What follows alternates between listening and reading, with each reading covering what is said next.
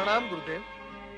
आओ नारद, लगता है इन दिनों तुम बहुत व्यस्त रहते हो। यहाँ आने का समय ही नहीं है तुम्हारे पास। बैठो।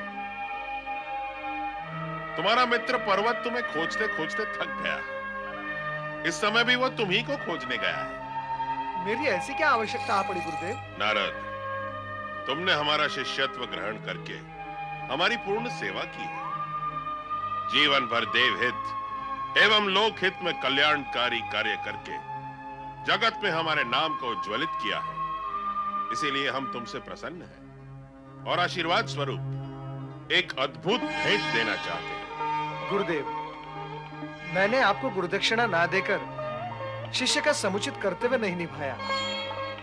इसके लिए मैं लज्जित हूं। फिर भी आप मुझे कुछ भेंट प्रदान करना चाहते हैं। नारद, हमने तुमसे अथवा पर्वत से कभी गुरु दक्षिणा की अपेक्षा ही नहीं रखी।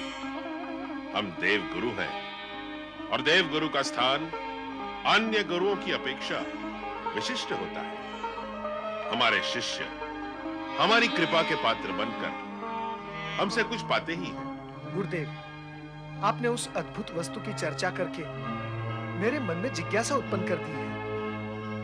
मेरी जिज्ञासा बढ़ती ही जा रही है। कृपया कर आप मुझे ये बताएं।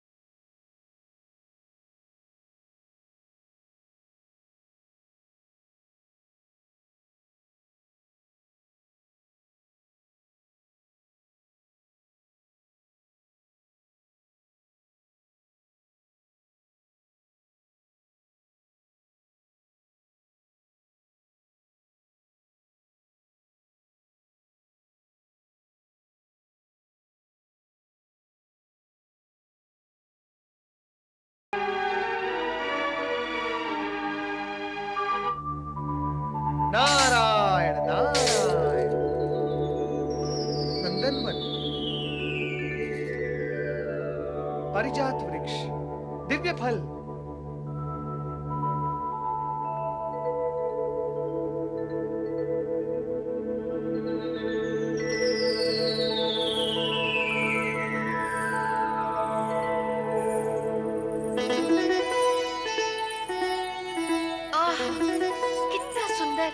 और मनमोहक वातावरण है। कैसी मादकता छाई हुई है। प्रिय, स्वर्ग का स्वामी होते हुए भी हम एकांत में तुमसे मिलने के लिए सदा व्याकुल रहते हैं। यह स्थिति मेरी भी है स्वामी। अपनी व्याकुलता की चर्चा मैं किससे करूं? हमसे करो। पर समय ही कहाँ है आपके पास? तुम सत्य कह रही हो। कभी राक्षसों का भय, तो कभी स्वर्ग से पलायन, कभी ब्रह्मा विष्णु महेश के पास सहायता के लिए भागदौड़, और कभी धरती पर होने वाले उत्पादों की चिंता। इन सभी कारणों से प्रेम करने का अवकाश ही नहीं मिल पाता। प्रिय, तुम्हारी मृणाल बाहों में समा जाने की इच्छा मन ही मन घुटकर रह जाती है। स्वामी, मैं भी तो आपके विशाल वक्ष में सिमट जाने के लिए कब से व्याकुल हो रही हूँ।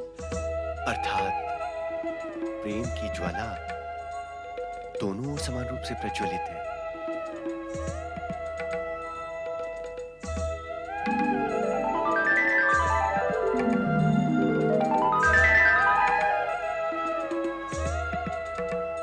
आज एक लंबे अंतराल के पश्चात अकेले में हमें अपने मन की बात कहने का अवसर प्राप्त हुआ है।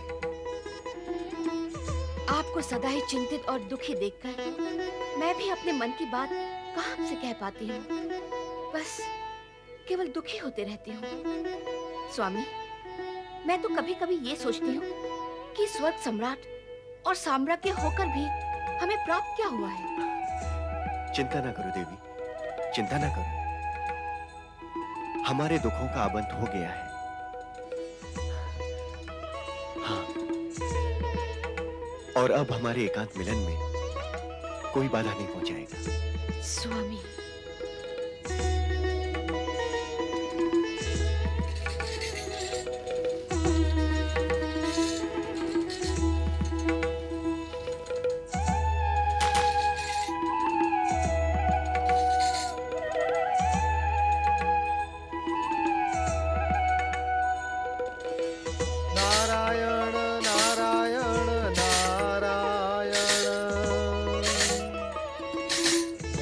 नारायण नारायण नारायण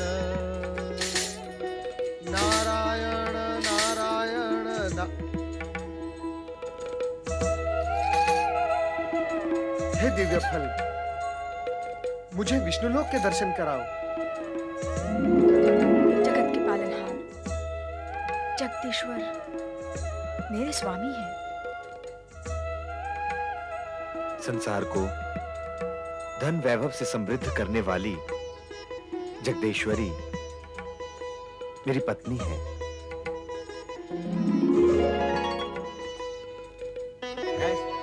हे दिव्य फल, मुझे ब्रह्मलोक का अवलोकन कराओ। ओम ब्रह्मदेवाय नमो नमः। देवी सरस्वती, स्वामी, परमपिता आप धन्य हैं।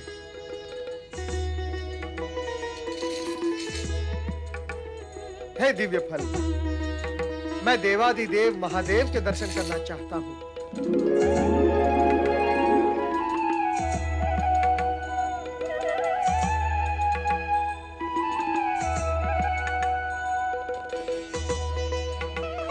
पति परमेश्वराय नमो नमः।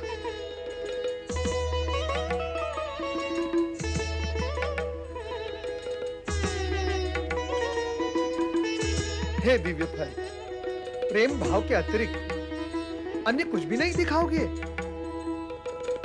नारायण नारायण, इसका अर्थ तो ये हुआ कि अब तुम जो भी कुछ दिखाओगे सब प्रेम में ही होगा। नारायण नारायण, ऐसी परिस्थिति में तुम्हें अपने पास रखना मेरे लिए अनर्थकारी सिद्ध होगा। उचित यही होगा कि मैं तुम्हें अपने किसी पूज्य को भेंट कर दूं। नारायण नारायण। स्वामी, आप मुझे ऐसे क्यों देख रहे हैं? मन के सागर में जब प्रेम का ज्वार उठता है तो ऐसा ही दिखाई देता है देवी। ये अचानक आपको क्या हो गया है? नहीं देवी, ये अचानक नहीं हुआ है। जो भी हुआ है स्वाभाविक रूप से हुआ है। सत्य तो यह है कि यह नारद के प्रेम में दिव्य फल का प्रभाव है।